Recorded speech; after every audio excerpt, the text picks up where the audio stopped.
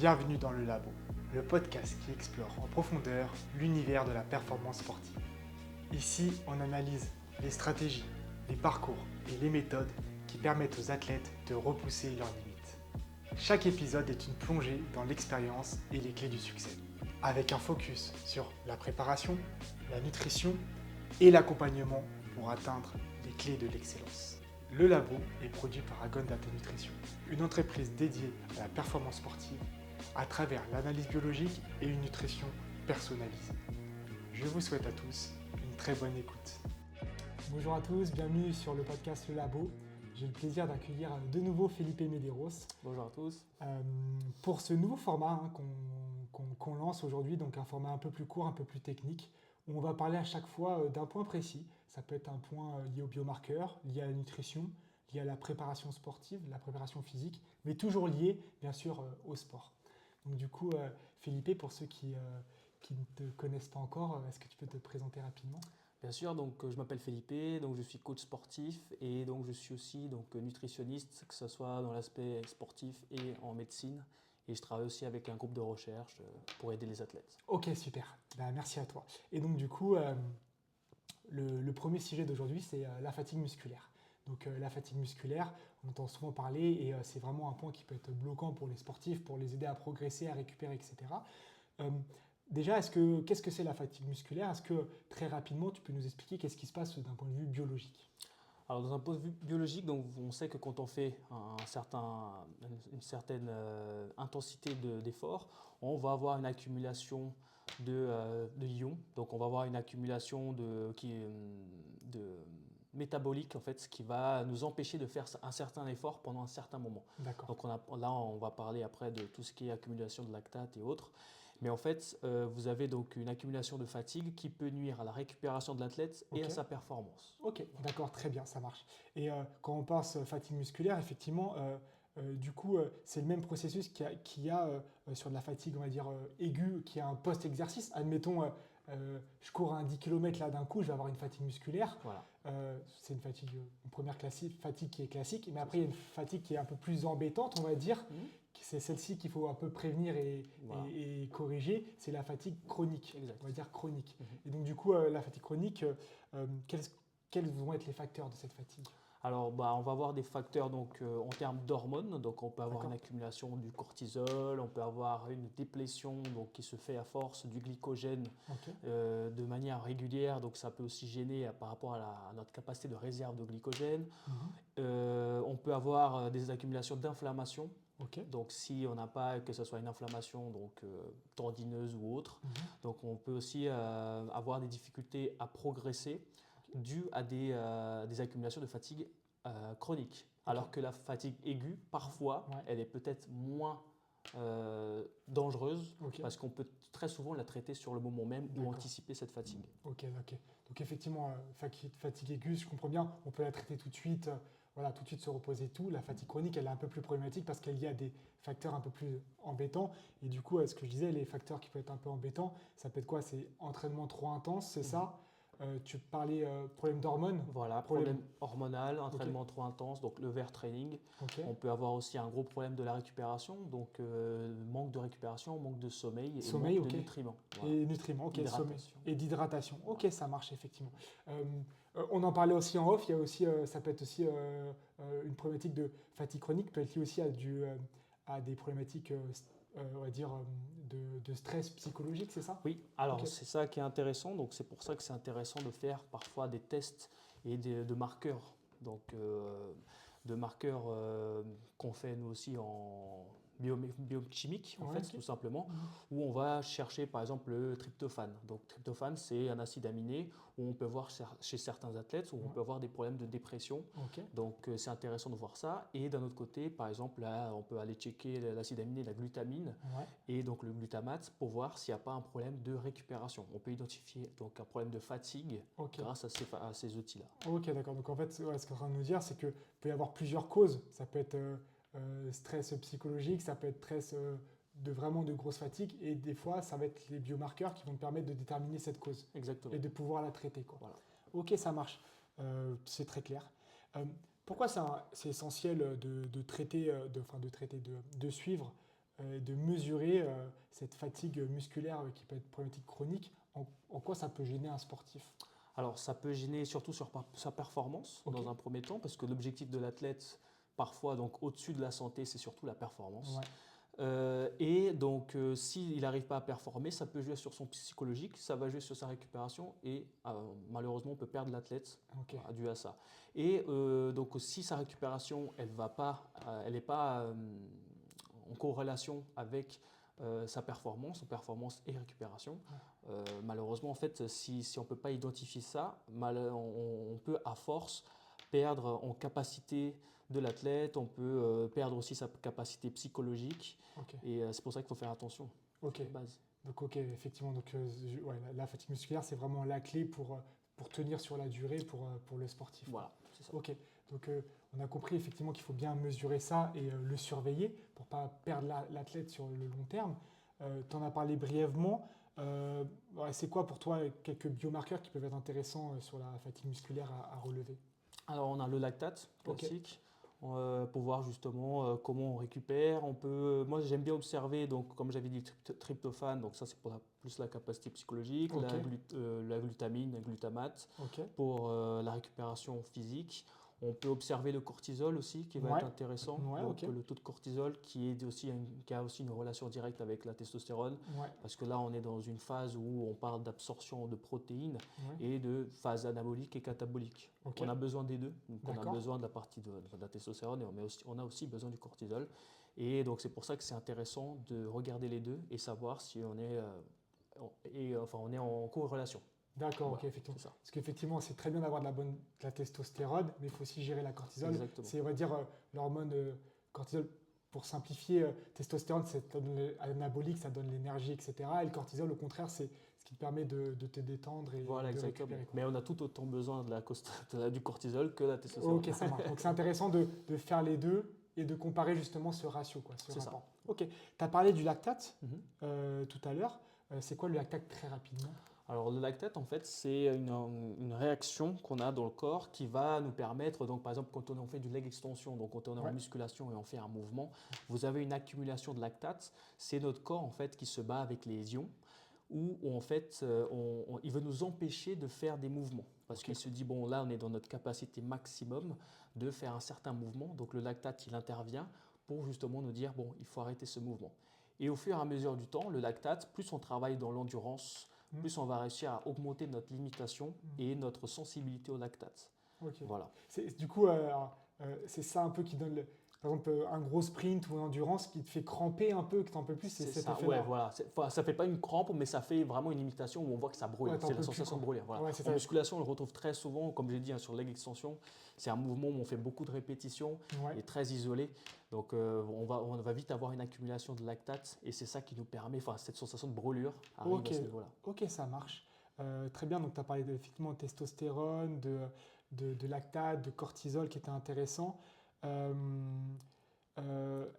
On peut aussi regarder, je sais, on l'avait noté ensemble, la protéine C-réactive, la CRP, ultra sensible, US. Ça permet de détecter les inflammations. Voilà, les inflammations, est très important. Et en parlant de ça aussi, on peut regarder aussi le sélénium. Donc, sélénium qui est super intéressant, surtout pour tout ce qui est T3, T4. Donc là, on parle de thyroïde. Il y a des personnes qui ont des problèmes, que ce soit en perte ou en gain de poids. Donc, très souvent, c'est dû à ça. Donc, ils vont plutôt penser à des problèmes de T3, T4, alors que des fois, c'est juste une carence de sélénium. Sélénium qu'on peut retrouver dans une alimentation classique. On va retrouver dans le poisson, on va retrouver dans quelques noix, dans quelques légumes. Noix du Brésil, notamment. Exactement, noix du Brésil. C'est pour ça du nord, donc du nord du Brésil. Parce qu'en fait, il faut savoir que la végétation, l'agriculture, dépend aussi de la richesse du sélénium. Donc ça veut dire que certaines agricultures, si elles ont trop l'habitude d'avoir du sélénium pendant des années, en fait, à force, le sol perd cette richesse de sélénium. Donc c'est pour ça qu'il faut savoir où on va checker. C'est ça. Là, je ne connaissais pas ce petit point. C'est ça, c'est du Pará, donc P-A-R-A, donc c'est vraiment dans le nord du Brésil. Ok, c'est là où on a les meilleures noix avec le plus de sélénium. C'est ça, c'est ça, en richesse. Faut l'enregistrer, ça. Machinalement, on regarde noix du Brésil et on dit c'est bon, mais en fait, faut faire attention. Faut savoir d'où ça vient. Ok, ça marche. Ces fréquences d'analyse, pour toi, là, sur la fatigue musculaire, c'est intéressant de les faire quand ou à quelle fréquence? Alors, dans l'idéal, moi j'aime bien faire ça, comme on disait tout à l'heure, par rapport au cycle de périodisation qu'on fait pour l'athlète. Ok. Dans l'idéal, ce serait bien de faire toutes les 6-8 semaines. Ok. Voilà, pour savoir à peu près comment l'athlète il est, bien sûr quand il est suivi. Et en dépendant de si oui ou non il a des problèmes. Donc si on voit qu'il y a une baisse de performance, une difficulté de récupération, pourquoi pas le faire plus souvent. Et si on voit qu'en fait c'est un athlète qu'on sait déjà gérer, qu'on sait déjà comment faire sa périodisation, là on peut peut-être se passer un petit peu et faire au-dessus de 8 semaines. D'accord, ok, Voilà. ça marche. Oui, donc ça dépend si effectivement lors du premier résultat on voit des gros pics ou des grosses carences. Voilà.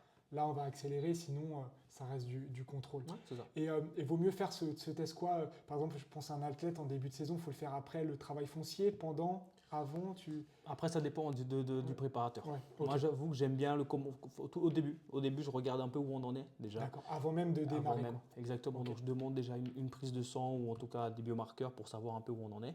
Et une fois que j'ai fait sa diète et que j'ai déjà enlevé les premières carences qu'il peut avoir, Ouais. on va voir comment son corps il évolue et si on n'a pas justement d'autres informations au fur et à mesure des semaines. Ouais. Ok, ça marche. Très bien.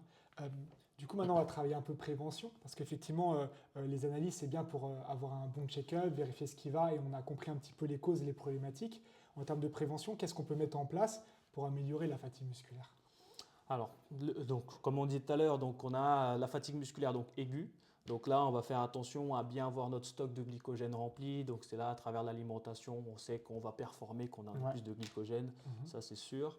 Donc le sommeil qui va jouer énormément. L'horaire, la personne elle va s'entraîner, va jouer aussi. Ok. Ok. On va essayer de faire attention à justement, pas avant une demi-heure ou une heure avant de s'entraîner, on ne va pas donner à cet athlète que ce soit des lipides ou que ce soit des fibres, parce que ça peut jouer aussi sur la digestion et ça peut empêcher l'athlète de performer pendant l'entraînement. Ok. Donc c'est pour ça qu'il faut faire attention. Quand on parle du glycogène, donc quand on va lui donner des glucides, des carbs, on va lui donner 3-4 heures avant l'entraînement D'accord. pour que ce glucide-là il soit déjà dans le glycogène, que ce soit déjà transformé en glycogène et pour qu'il puisse performer avec ces glucides-là. D'accord. D'accord. Ok, Donc c'est pour ça que des fois, il y a des personnes qui veulent aller courir le matin à jeun. Bah, ils peuvent, sans problème, à partir du moment que la veille au soir, ils ont une alimentation qui comporte des glucides. Ok, Voilà. ça marche. Oui, donc là, effectivement, là, c'est possible de courir le matin à jeun, Ouais. sous couvert qu'ils aient bien mangé le soir. Et... Aucun problème. Et donc il y a ça. Donc bien sûr qu'il y a la protéine aussi qui va être super importante pour le maintien et même pour la partie physiologique de base. Donc on a besoin de protéines pour l'athlète aussi. Ça va jouer aussi sur sa récupération. L'hydratation, enfin, on va parler de tout ce qui est électrolytes. Ouais. Donc on a de l'eau, on va avoir du calcium, on va avoir on va avoir du sodium, potassium qui va aider aussi à la tête pour rester hydraté pendant l'effort.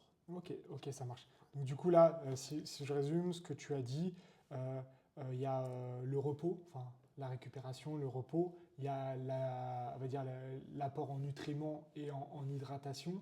Est-ce qu'il y a d'autres choses? Est-ce que les étirements, ça peut jouer, ce genre de choses sur la fatigue musculaire ou pas? Alors oui, ça peut jouer, mais comme on avait dit aussi, donc on va parler de mobilité, d'étirement. D'accord. Donc la mobilité, ça va nous permettre de faire des mouvements avec de plus grosses amplitudes ou autres et éviter une accumulation d'inflammation, on va dire, à force. Et les étirements, ça peut aussi nous aider à... on va commencer à faire la récupération, oui certes, mais par exemple, quelqu'un qui fait les jambes, qui va s'entraîner, qui va faire une course, parfois c'est plus intéressant de lui laisser faire un petit peu de vélo pour vasculariser plutôt que penser à l'étirement. Ok, ça Voilà. marche. Ouais. Ok, l'étirement, la fonction première n'est pas la récupération. Quoi. Pas forcément. Okay. On pas, peut même pas voir, forcément. exactement. On peut même voir plusieurs athlètes où après un match, ils vont plutôt faire du vélo que de faire des étirements. Pour la vascularisation, ce que tu disais. Voilà. Du coup, la vascularisation, ce système, c'est faire circuler le sang, c'est ça? Voilà, faible intensité. Donc un vélo ou même une marche ou à faible intensité ou juste pour continuer à travailler sur la vascularisation et commencer déjà la récupération après un effort. Ok, ça marche. Ça, c'est une bonne technique. J'ai pas mal d'athlètes. Quand j'ai reçu Elliot, on n'en a pas parlé pendant le podcast, mais je sais que lui, le lendemain de compète ou de gros travaux, il fait souvent du vélo à faible intensité. Voilà, c'est ça. Justement c'est super important. Et donc, du coup, ça aide vraiment. Enfin, c'est vraiment un bon tips qui aide à améliorer la récupération. Voilà. Okay. Et même le simple fait qu'on regarde, il y a même des joueurs de NBA ou autres, où juste après l'entraînement, enfin juste après le match, ils commencent déjà à faire un entraînement. déjà, parce qu'ils n'ont pas forcément le temps de récupérer et de faire des entraînements entre les matchs, et vu qu'ils enchaînent beaucoup de matchs. Donc des fois, après le match, ils vont faire déjà un entraînement aérobie de faible intensité pour pouvoir commencer à récupérer. Ok, ça marche. Donc du coup, si je résume, le repos, beaucoup de repos, nourriture et hydratation adaptée, et après, on va dire du repos actif. Ça fait 2 fois repos, mais du repos actif avec de la vascularisation et tout, pour pas vraiment stopper le muscle, mais l'aider à... c'est quoi? C'est pour éliminer un peu les toxines, tout ce qui est mauvais, etc. Les toxines, tu augmentes la vascularisation, donc on va augmenter aussi tout simplement le transfert de certains nutriments, donc tout simplement. Donc c'est pour ça qu'on a besoin. Ouais. Ok, très bien. On a fait un petit peu un petit tour d'ensemble des différents points. Si on résume, effectivement, on a compris qu'en fatigue musculaire, il y avait la fatigue aiguë post-entraînement qui est, on va dire, normale. La fatigue chronique, où là, c'est parce que souvent, il y a des problématiques qui peuvent être liées, du coup, tu disais, nutrition, stress psychologique, surentraînement. J'en oublie peut-être, mais hydratation effectivement, ou déséquilibres hormonaux. Voilà, donc ça peut être intéressant de vérifier tout ça, de regarder tout ça avec des analyses biologiques. Ça peut être bien. Après, tu nous as donné effectivement les petits tips pour améliorer cette fatigue musculaire, enfin la diminuer du moins la fatigue musculaire. Donc vraiment, les clés, c'est comme tu disais, la nutrition, avec le bon apport en glucides bien avant, le bon apport en protéines, la bonne hydratation, manger la bonne quantité de sodium, de calcium, ce genre de choses.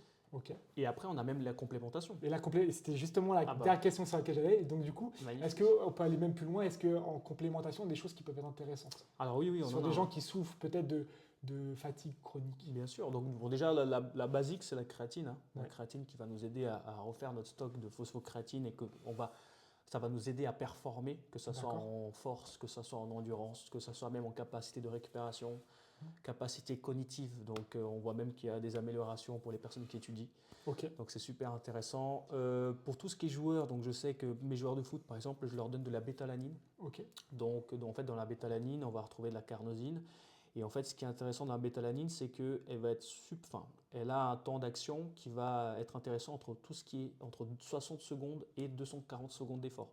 Donc ça veut dire que pour un entraînement de musculation où on va rarement dépasser les 40 secondes d'effort, c'est pas très intéressant la bétalanine. Par contre, pour quelqu'un qui fait du foot, qui a des temps de rallye, on appelle ça, où il va avoir des accélérations des fois qui durent plus de 50 secondes, ça peut être intéressant. Quelqu'un qui fait du crossfit, par exemple, c'est super intéressant aussi la bétalanine. Donc voilà, et ces bétalanines, c'est même très souvent, on va avoir des petits picotements quand tu prends du pré-workout par exemple. Et ça, c'est dû à la carnosine qui va faire ces petits picotements au niveau des extrémités. Et ça s'achète comme ça la bétalanine ou c'est dans les BCA tu peux retrouver donc dans les pré-workouts, sinon tu peux acheter déjà de la bétalanine de base. Voilà, c'est ça. Donc il y a ça. Après, il y a le bicarbonate de soude, mais ça, c'est autre chose où c'est quelque chose de plus aigu. Mais on peut avoir des problèmes digestifs, donc moi je déconseille un peu. Mais on a ça aussi. Et j'aime bien aussi parfois mettre, donc pour mes joueurs de foot ou dans d'autres sports collectifs, je leur mets des BCA avec un peu de taurine pour améliorer la récupération. Voilà. Donc il y a ça. Ce que j'aime bien faire aussi, c'est avec la caféine. Donc bien sûr que la caféine, elle va avoir en fait, ce qui est très intéressant avec la caféine, c'est qu'elle va nous aider à tout simplement calmer nos récepteurs d'adénosine. Et ça, en fait, ce qui se passe, c'est qu'on va avoir cette sensation de moins ressentir la fatigue.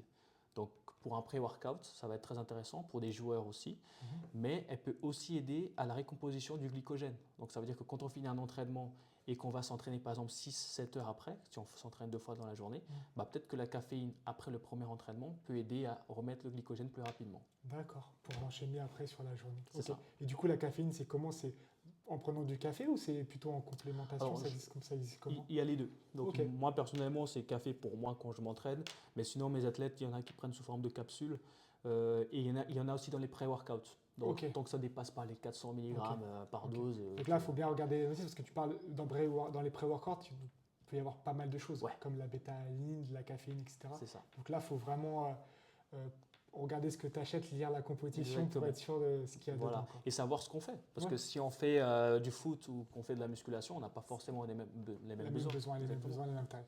Ok, ça, point intéressant, ça amènera sur notre prochain podcast. Parfait. On parlera un petit peu des cycles, on va dire des différentes approches nutritives en fonction de sports de force, de sports d'endurance, où on n'a pas du tout la même logistique, les mêmes besoins. Voilà. Donc on en discutera dans un prochain podcast.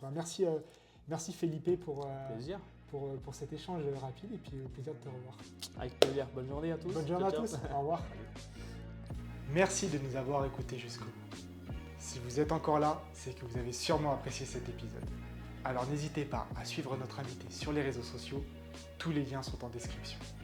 Et si vous voulez en savoir plus sur l'optimisation de la performance, une nutrition personnalisée et notre approche unique, rendez-vous sur le site d'Agon Data Nutrition. À très bientôt pour un nouvel épisode dans le labo.